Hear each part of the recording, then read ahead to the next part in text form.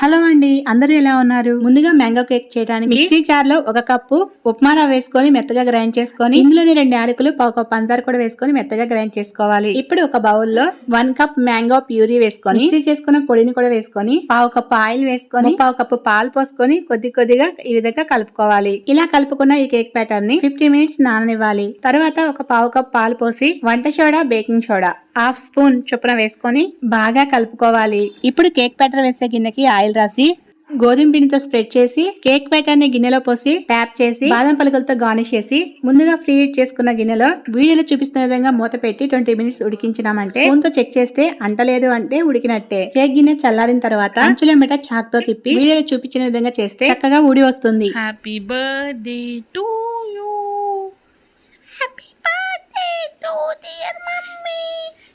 నేను ఎన్నిసార్లు కేక్ చేస్తే నాకు అన్నిసార్లు పుట్టినరోజు చేస్తారు మా పిల్లలు.